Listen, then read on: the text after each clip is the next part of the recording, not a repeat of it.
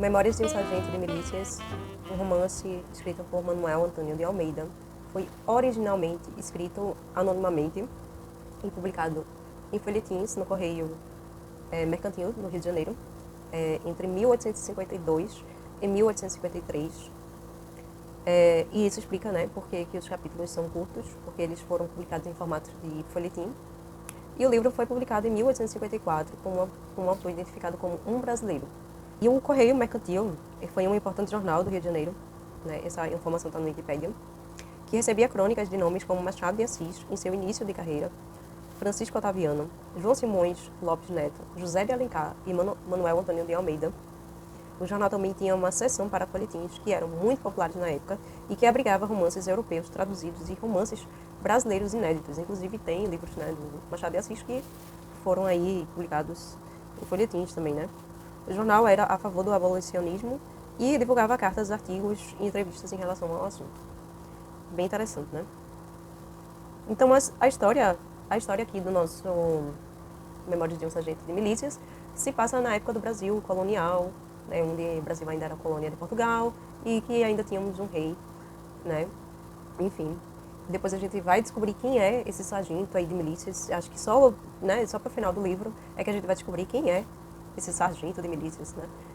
Então, é bem interessante. Esse livro ele vai contar a história de Leonardo, né, desde seu nascimento até ele, enfim, até seu casamento. Ele vai contar a história dele, ele é o protagonista e vai ter vários personagens aí, bem caricatos, né?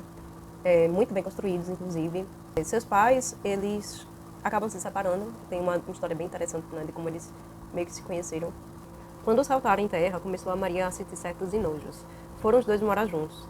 E daí a um mês manifestaram-se claramente os efeitos da pisadela e do beliscão. 7 meses depois teve a Maria um filho. Formidável menino de quase 3 palmos de comprido, gordo e vermelho, cabeludo, esperneador e chorão, o qual logo depois que nasceu mamou 2 horas seguidas sem largar o peito. E este nascimento é certamente de tudo o que temos dito o que mais nos interessa, porque o menino de quem falamos é o herói dessa história. Mas eles acabam se separando, a mãe acaba abandonando seu filho, e o pai ele meio que renega esse filho porque ele é um filho muito travesso, né? Desde sempre ele é uma criança muito complicada, assim, porque ele aprontava muitas, e ele continua aprontando durante muito tempo depois, né? Continua aprontando várias, né? Então, quem acaba ficando com a guarda do menino, né, digamos assim, é o padrinho. Porque o padrinho, ele meio que tem uma vida onde ele não tem ninguém. Ele é sozinho na vida. E ele meio que abraça o celibato, digamos assim, né? Ele é um barbeiro, mas ele tem suas condições financeiras muito boas, assim. E ele abraça, assim, tipo, o menino, ele ama o menino, apesar de todas as travessuras, apesar de tudo que esse menino, como é que se diz, apronta, né? Apesar de tudo isso, esse padrinho é a única pessoa que realmente gosta desse menino e faz todo um esforço para que ele tenha algum futuro, né? Para que ele seja alguém na vida, para que ele tenha, enfim, para que ele se ajeite, né?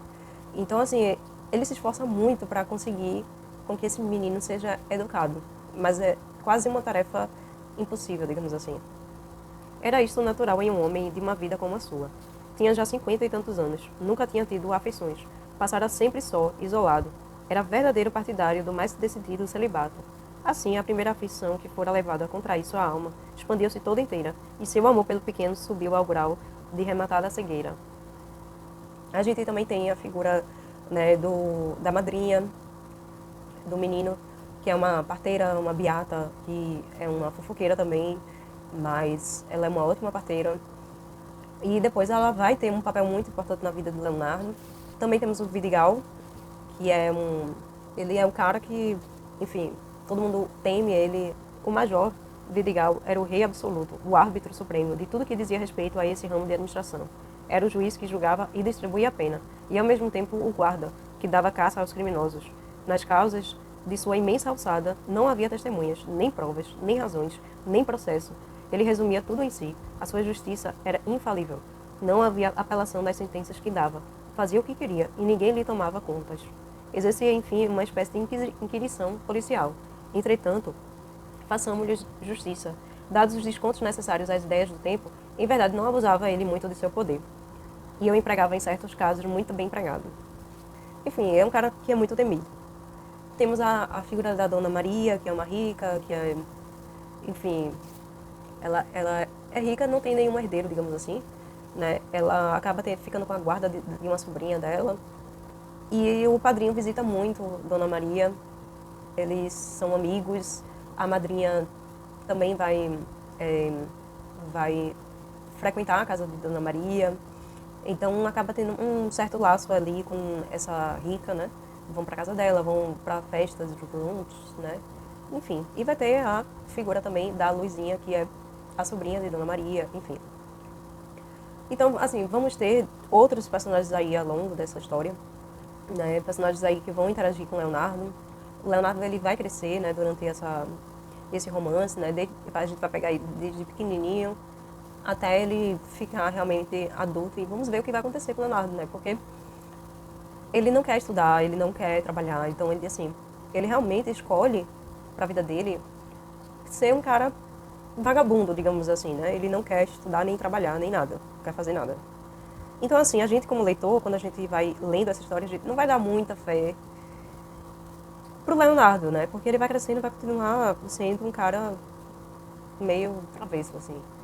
E, inclusive, vai ter uma, uma hora que ele vai ser preso por vadiagem, né? Porque naquela época era assim, né? Então, tem uma característica também da escrita, né, do Manuel Antônio de Almeida. Ele também conversa com o leitor, assim como Machado de Assis faz com suas obras, né? Como ele fez com suas obras. Então, ele, em diversos momentos, ele vai conversar com a gente no começo e no final, assim, de cada capítulo, entendeu? E apesar de cada capítulo ser um capítulo curto, né, e de ser um romance curto também, né, temos aí algumas 191 páginas aqui nessa minha edição. Apesar disso, é um livro que traz muita riqueza dos nossos costumes, da nossa cultura, naquela época, né? Ele descreve as procissões, né, religiosas, né, grandes festas, né? Em uma época que a gente não tinha muito entretenimento, digamos assim. O entretenimento eram esses grandes eventos, grandes festas, né? Principalmente religiosas. Né? Então ele vai trazer muito disso, muitos detalhes, né, de como eram antigamente os costumes, né, a fofoca, né? Enfim, é muito interessante. E a gente vê que ainda temos muitos desses costumes aqui, e no interior, por exemplo, onde os costumes, né, a cultura, os hábitos, eles permanecem, né? Até as superstições que a gente tem, né, ele descreve aqui, né? Então, assim, essa história ela se passa no Rio de Janeiro do século XIX e descreve, né, pontos à margem da sociedade, como, por exemplo, a parte que ele fala sobre os personagens ciganos, né, e das crianças também, né, andando pela cidade, correndo pela cidade inteira. Esse personagem o Leonardo, né, vai surpreender muita gente, e também o Vidigal é uma figura bem caricata nessa história, e ele vai ser muito importante, né, no final da história também. E é um livro com muito humor, você vai se divertir muito lendo esse livro, porque é muito engraçado.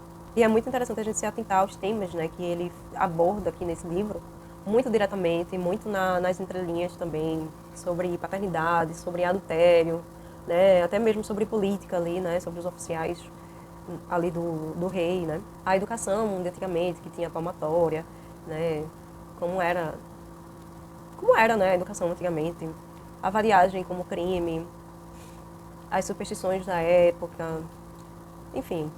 Ler esse livro é um convite à memória da nossa cultura, dos nossos costumes, e é um livro bastante divertido, recomendo muito.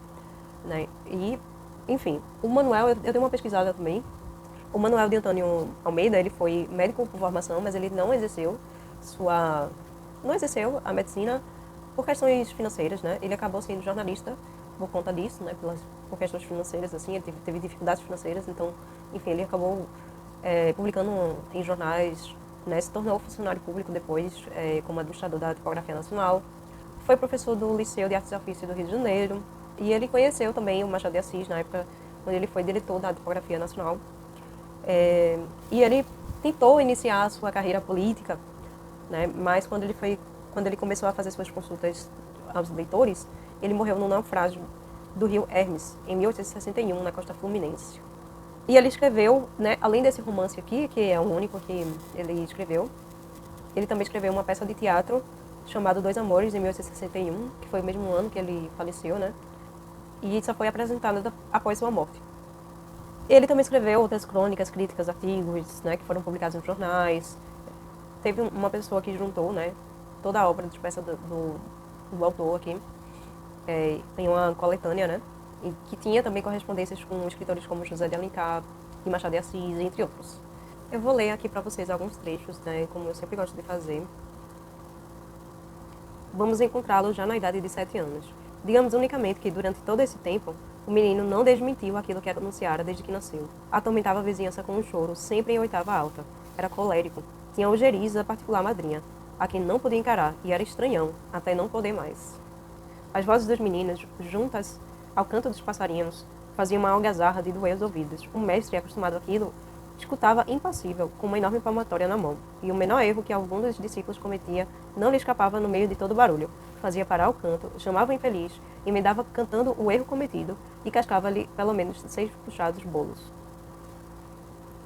Um dia de procissão foi sempre nesta cidade um dia de grande festa, de lufa-lufa, de movimento e de agitação. E se ainda é hoje o que os nossos leitores bem sabem, na época em que viveram as personagens dessa história, a coisa subia de ponto. Enchiam-se as ruas de povo, especialmente de mulheres de mantilha. Armavam-se as casas, penduravam-se nas janelas magníficas colchas de seda, de damasco de todas as cores, e armavam-se corretos em quase todos os campos. Todas falam a um tempo, esforçando-se cada um por falar mais alto do que todos os outros. Ninguém parece atender às desculpas que se apresentam, nem às recriminações que se fazem, e entretanto, de minuto em minuto, cada qual tomando mais calor. Se julga dobramente ofendido, as juras se cruzam, as ameaças se chocam, não fica no dicionário teimosinho de escolha que não saia à frente. Umas questões trazem outras, estas ainda outras. Recorre-se às ofensas passadas, presentes e futuras, para fazer-se carga aos adversários. Tudo enfim se diz e nada se consegue. A briga dura muitas horas. O coração da mulher é assim, parece feito de palha. Incendeia-se com facilidade, produz muita fumaça, mas em 5 minutos é tudo cinza, que o mais leve sopro espalha e desvanece. Espero que vocês tenham gostado aqui do vídeo. Me contem aí o que vocês acharam nos comentários, né? Do que eu falei aí pra vocês, do livro e tudo mais. Eu acho que é muito importante a gente ler, né, a literatura brasileira. Principalmente esses clássicos, né? Essa aqui faz parte da coleção Grandes Mestres da Literatura Brasileira. E eu super recomendo essas coleções, né? Tem várias coleções, né, de editoras diferentes, né, que publicam a literatura clássica, né, brasileira. E eu adoro, eu amo, assim, José de Alencar, Machado de Assis. E eu tô conhecendo mais uma agora. E, enfim, deixo aí a dica pra vocês. Espero que vocês tenham gostado do vídeo. E espero que vocês também tenham interesse também em ler esse livro aqui, que foi uma grande leitura pra mim.